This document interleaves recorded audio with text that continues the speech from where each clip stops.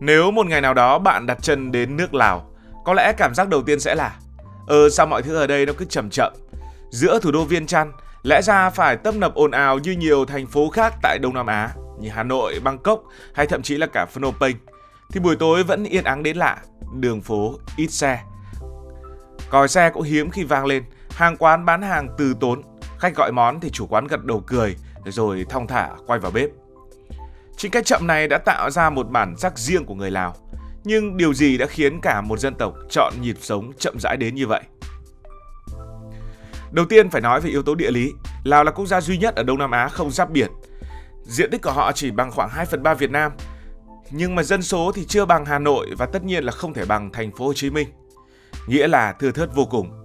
Hơn 70% lãnh thổ là núi non trùng điệp. Dân cư chủ yếu sống ven sông Mekong. Không có biển, không có cảng lớn, cũng không có những trung tâm thương mại quốc tế tấp nập. Vì thế nền kinh tế của Lào phát triển chậm hơn so với những quốc gia xung quanh. Đô thị hóa cũng diễn ra rất chậm, không tạo ra áp lực tốc độ như ở những quốc gia láng giềng. Mà chúng ta biết rồi, sống ở phố thì thường người ta mới nhanh. Người dân sống chủ yếu dựa vào nông nghiệp, đánh cá, hái rau, làm nghề thủ công hay là buôn bán nhỏ. Thiên nhiên hòa mình và đã dạy con người nơi đây sống vừa đủ, làm cũng vừa đủ. Nếu ở Hà Nội, các hàng phở sẽ phải dậy từ 3 giờ để chuẩn bị nấu nướng lích kích, phục vụ khách ăn sáng rồi là những người đi làm. Thì ở Viêng Chăn, 7 giờ sáng mới thong thả dọn hàng và cũng chẳng mấy ai sốt ruột. Một lý do quan trọng khác là ảnh hưởng sâu đậm của Phật giáo. Khoảng 2/3 dân số Lào theo Phật giáo Tiểu Thừa, một tôn giáo đề cao sự buông bỏ, biết đủ và an nhiên. Người Lào có một câu cửa miệng nổi tiếng, tạm dịch nghĩa là không sao đâu. Chính cái không sao đâu này đã trở thành một cách sống cho cả xã hội của nước Lào. Người Lào ít khi tranh cãi, ít nóng giận, ít bon chen. Bởi với họ, mọi việc rồi cũng sẽ ổn cả thôi, không sao đâu. Nếu ở Việt Nam, đi xe máy mà bị tạt đầu thì hai bên còn dễ nổi nóng. Còn ở Lào, người ta chỉ cười xòa, phẩy tay một cái và tiếp tục đi. Cái chậm của họ thực ra là chậm để được bình yên. Đặt trong chiều dài lịch sử, ta càng hiểu hơn vì sao Lào chọn nhịp sống thong thả. Nhiều thế kỷ qua, đất nước này luôn bị kẹp giữa những hàng xóm lớn, đó là Xiêm La và Đại Việt. Bên trên họ còn có Trung Hoa. Ở thời hiện đại thì người Pháp, người Mỹ cũng đến đây. Vương quốc Lan Sang từng hùng mạnh nhưng dần bị chia cắt và mất đất trở thành thuộc địa. Người Lào đã học cách an phận để tồn tại, sống hiền lành để tránh bị nghiền nát giữa những cuộc đấu tranh quyền lực. Một học giả đã từng nhận xét như thế này: người Lào chọn sống chậm không phải vì lười, mà đó là cách sống sót thông minh của một dân tộc nhỏ giữa những cường quốc.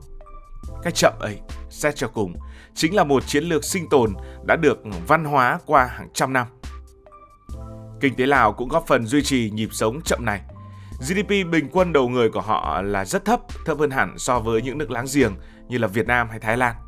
Nông nghiệp vẫn chiếm khoảng 60% lực lượng lao động, còn công nghiệp và dịch vụ thì phát triển chậm. Thị trường lao động ít cạnh tranh, không có áp lực chạy KPI, không có deadline dí sát như ở những đô thị công nghiệp. Vì thế nên con người cũng thong thả hơn. Có lẽ nhịp sống này thì nhắc lại nhịp sống Việt Nam khoảng vài chục năm về trước. Trong công việc công sở cũng vậy, những nhân viên người Lào ít khi làm thêm giờ. Đến giờ là nghỉ, chứ ít khi chạy deadline dí đến tận khuya như ở Việt Nam. Người Lào cũng rất mê lễ hội, nhất là lễ hội té nước Bun Pimay. Khi đó cả nước nghỉ ngơi, nhảy múa, té nước vui vẻ, chẳng ai quan tâm hôm đó làm được bao nhiêu việc. Điều này đã ngấm vào văn hóa của người Lào. Khi so sánh với các quốc gia khác, sự khác biệt càng nổi bật. Người Nhật có thể nói là sống chuẩn và chính xác như một cái đồng hồ, đúng giờ, tốc độ, chuẩn mực, bền bỉ. Người Việt sống nhanh, đôi khi phải nói là bon chen mới đúng, bởi vì lúc nào cũng nghĩ phải nhanh tay, nhanh mắt mới có được cái ăn. Người Thái cũng thong thả nhưng vẫn nhanh nhẹn hơn bởi vì du lịch của họ phát triển rất mạnh và cần phải nhanh để phục vụ du khách.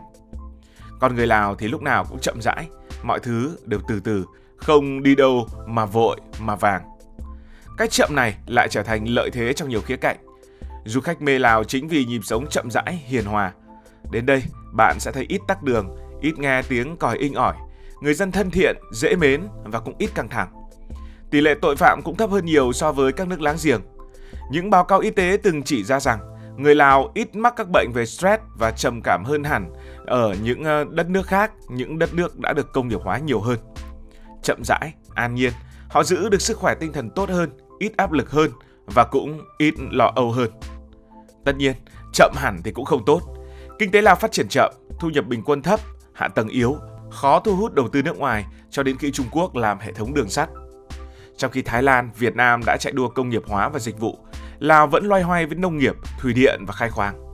Chính phủ Lào nhiều lần kêu gọi người dân năng động hơn, chủ động hơn, nhưng thói quen văn hóa đâu dễ thay đổi. Người ta đã quen với nhịp sống chậm suốt nhiều thế kỷ, nay bảo tăng tốc ngay thì cũng khó. Và nếu đi đường ở bên Lào thì có một chuyện dễ cảm nhận nhất, đó là chuyện tắc đường và bóp còi. Đó là những chuyện rất điển hình cho văn hóa sống chậm, sống bình yên của người Lào. Ở Lào có một điều khiến người ta bất ngờ, đó là suốt cả ngày đi đường gần như chẳng nghe thấy tiếng còi xe. Ở Việt Nam, Thái Lan hay thậm chí là Campuchia, tiếng còi gần như gắn liền với giao thông. Lúc thì để xin đường, lúc thì để nhắc nhở, lúc lại là một cách để bộc lộ sự sốt ruột. Hoặc nhiều thanh niên ở Việt Nam thích bóp còi là bóp còi, đơn giản là như thế thôi. Nhưng ở Lào, đường phố Viêng Chăn hay là Luông Pha Bang thường yên ắng đến lạ thường. Người ta lái xe một cách thong thả, nhường nhịn và coi việc bấm còi inh ỏi là một điều hơi thô lỗ. Thói quen này đã gắn liền với triết lý sống không sao đâu của người Lào. Mọi chuyện rồi cũng sẽ ổn. Nếu gặp xe chậm đi phía trước, người Lào sẵn sàng kiên nhẫn chờ thêm vài chục giây thay vì bóp còi để mà thúc giục. Nếu có ai chen ngang, họ cũng không nổi nóng mà thường phẩy tay cho qua. Cái sự chậm rãi và hiền hòa ấy biến cả giao thông thành một bức tranh tĩnh lặng, khác hẳn sự ồn ào quen thuộc ở các đô thị tại Việt Nam. Ngoài yếu tố văn hóa, còn một lý do thực tế. Lào ít xe cộ hơn nhiều so với các nước láng giềng. Với dân số chỉ hơn 7 triệu người và không có những thành phố siêu đông đúc, giao thông ở Lào thường khá thông thoáng.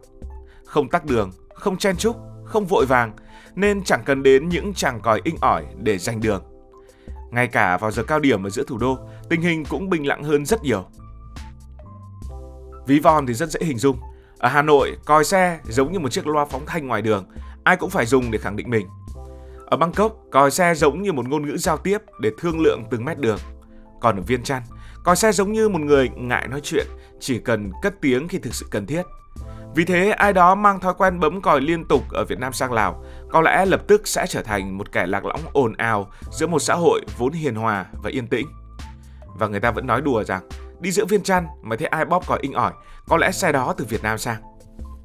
Chính Việt ít bóp còi cũng phản ánh rõ nhịp sống chậm của Lào. Nó cho thấy con người ở đây không thích xung đột, không quen nóng nảy mà luôn giữ sự bình thản và nhường nhịn. Ở Lào, lái xe không chỉ là di chuyển mà còn là một cách mà phần nào đó thể hiện tính cách của họ, từ tốn, an yên và không vội vã. Nói tóm lại, lý do người Lào sống chậm đến từ sự kết hợp của nhiều yếu tố. Đó là một thiên nhiên hiền hòa không áp lực, đó là Phật giáo dạy buông bỏ và an yên, đó là lịch sử hình thành tư duy an phận và kinh tế xã hội chưa đủ sức ép để buộc con người phải nhanh hơn, vội vàng hơn.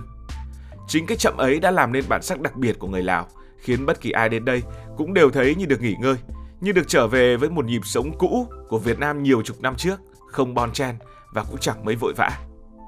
Người Việt thì đã quen sống nhanh, đôi khi vội đến mức quên tận hưởng cuộc đời. Người Nhật thì sống chính xác như đồng hồ nhưng cũng đánh đổi bằng áp lực và stress. Còn người Lào, họ nhắc ta rằng đôi khi sống chậm lại, cười một cái, không sao đâu với mọi chuyện, cũng là một cách để tận hưởng hạnh phúc.